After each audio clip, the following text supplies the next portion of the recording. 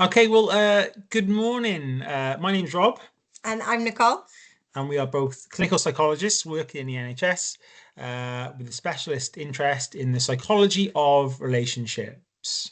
It's probably also worth mentioning that we're married. So we're not just interested in this stuff in an academic level, but also to help our own relationship survive. Which at times needs some very deep CPR, but the less said about that, probably the better. So let's kick on with the presentation. So this first area refers to our attachment styles, and it is an area that's got particular interest in TikTok and Instagram recently. It's also one of the more researched areas of love and relationships in psychology.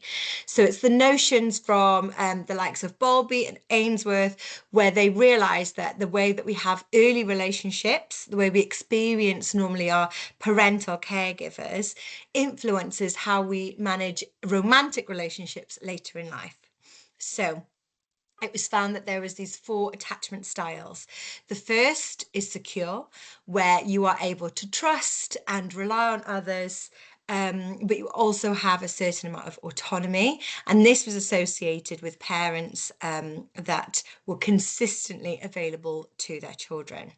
We then have an anxious type, so someone who craves closeness and really fears abandonment. So you sometimes feel this push-pull where they find it very hard for the other person perhaps to have their own autonomy in a relationship. And this was found to be associated with parenting styles that were inconsistent. So the child never knew whether the parent would be there for them or not, so learnt this style to constantly seek the love and attention from their parents.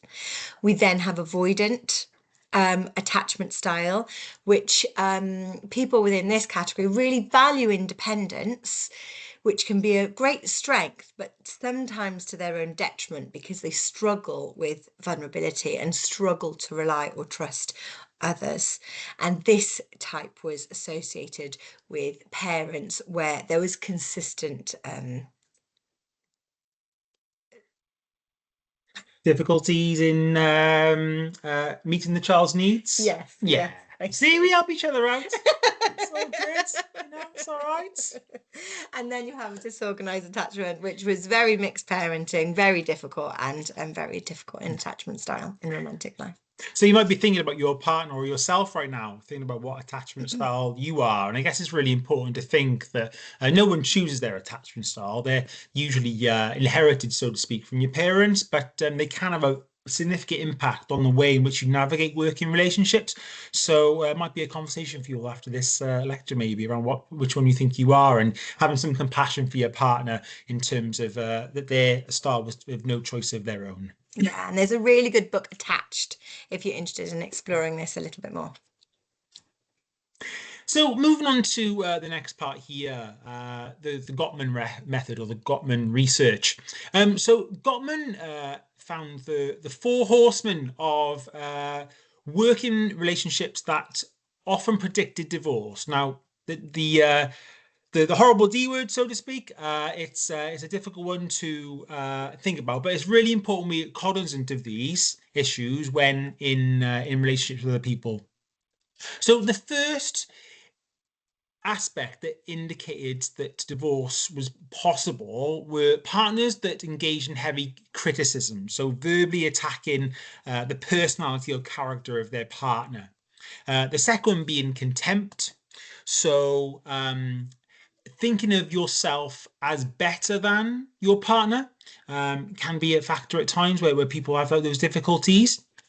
The third one being defensiveness, so victimizing yourself to ward off attacks from your partner and taking the ownership or responsibility for perhaps a difficulty that's occurred.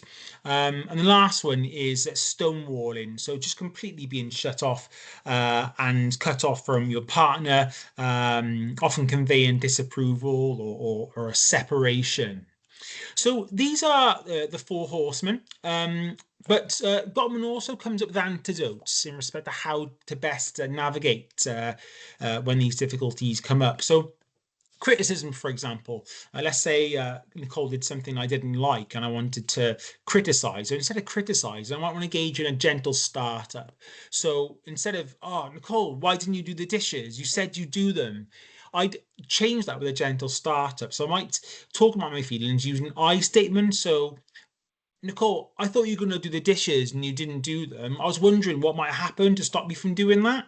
It takes a whole sting and fireness out of the criticism. So that's what we call gentle startup. And luckily on a cruise, there's no dishes to do. So it's not an argument we need this week. The second one being contempt. So instead of thinking of yourself as better than your partner, there's a reason why you're together in the first place. There's a big reason why. So reminding yourself of your partner's positive qualities and finding gratitude for the positive actions they do. They are there. You just need to work a little bit harder sometimes just to notice and acknowledge and appreciate your partner. So that's the culture of appreciation.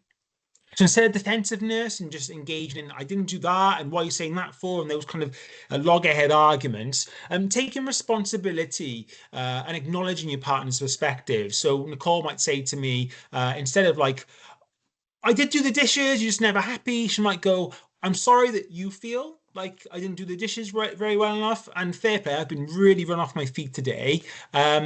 That's a lovely balance because it acknowledges my perspective that I'm frustrated, and acknowledges that in any relationship there's usually both partners involved in dilemmas. It's often not just solely one person's responsibility, and most arguments we have, we're usually partly to blame for both of them. So acknowledging your partner in that and apologizing for their perception of it is a really helpful way to navigate it. And instead of stonewalling, just withdrawing and cutting your partner off, taking a break. Sometimes it's not working. You're at loggerheads. Taking some time apart just to gather your thoughts, get out of emotional mind. You go back into the argument with them with a bit more perspective and ability maybe to take on your partner's point of view. So those are the four horsemen, but also some lovely ideas how to best navigate those.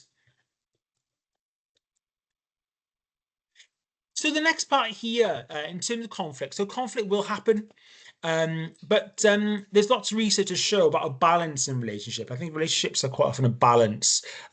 So with Nicole, for example, there are some things I'm very open with her about. So I'm open to talk and freely exchange ideas, maybe a bit too open at times when it comes to talk about the football scores. She doesn't want to know about those. But openness is a big important part of relationships. But also privacy is very important as well. There's some things in my life I just like to keep to myself. Perhaps there's some parts of work I don't want to talk about. So some respect and balance both ways in terms of openness and privacy is going to be really important. And allowing the other person to have privacy too. Absolutely. The next one being that balance between novelty and predictability. So in terms of predictability, we've got some certain things in place, don't we, with kids clubs and things that we know go on in our daily relationship. We also know that I tend to do the laundry. I love doing the laundry. I know it sounds a bit odd, but I really do. There's other skill sets. Yeah, I tend to do the cooking. Exactly. So certain things we've got that are quite predictable. But, novelty is really important. Every now and then I like to throw in, like, Nicole, do you mind if I cook dinner? Just take, it won't be as good, but to take the edge off and just throw something in that's a bit novel and just keeps things fresh and alive. That's been really important in a relationship. Absolutely. And the last one being autonomy and connection. So quite often the time we love to connect, don't we? We have some time to watch TV together, to chat, and that connection is really important. But sometimes we both need our space just to kind of do our own thing and get away. And that doesn't mean we love each other any less, but it's part of a healthy relationship that we've got that separation and distance at times so we can just gather our thoughts, do our own thing, and then come back together to reconnect. There's nothing worse than just having either total connection and getting exasperated with your partner, or total autonomy, never seeing each other. There needs to be a balance somewhere in the middle. Or the two of you disagreeing with how much it should be. So one looking for autonomy, the other looking for connection. It's about compromising and having a little bit of both. Absolutely. And so the next thing we want to talk about, and I've learned a lot from this through doing this presentation, is around couples now face technoference, or what we call phubbing. They're interruptions caused by digital device. I mean, the fact they're not on my phone right now, I think, is amazing. I consider how much I'm on it. But there's lots of research out there to show now that on days when participants reported that their partner was on their phone quite a lot, they felt far worse about their relationship. There was far more conflict. And I know that, mobile phones and iPads, etc., they're fantastic. That hit of dopamine when you get that text, that video, it's really quite an addictive thing it can be at times. But we need to be mindful, I think, in relationships, moving forward into, the few years to come, that it's having a marked impact on relationships, and being able to have conversations around phone use, etc., is going to be really, really, really important. It can be quite frustrating, isn't it? When I'm on my phone, you're trying to talk to me. Yeah. It's like I'm not giving you the attention, right? Yeah. And it's not just the perception of the other person that they're not getting your attention, but you also rate face-to-face interactions less positively if you yourself have been on the phone more. So it's about seeing the phone user's experience of the relationship as well as the non-phone user's relationship. Yeah, it's a really good Satisfaction. point. And then finally, humor. Don't think of humor as just a courtship strategy, like when I was dating Nicole, I didn't just think of, oh, how can I make her laugh, how can I get to be with me through laughter. I think that humor is really important in our relationship, and just in keeping that Day to day, having fun, keeping the laughter going, being a bit silly at times. Don't think of it as, oh, I've got my partner now, I can just chill, and that laughter doesn't matter anymore. Laughter is really, really important. And I think it's something we all inherently know, isn't it? And it's just really nice when the evidence backs that up and says, yeah, absolutely. Those couples that can maintain humour throughout a relationship do report higher levels of intimacy and satisfaction more generally. So those are our slides for today. I hope you found them helpful. It's been great to be here and just chat about this stuff. We really enjoyed talking about it. So thank you again, and yeah, we look forward to perhaps hearing from you. We'll wait and see. Thank you. Cheers. Bye bye.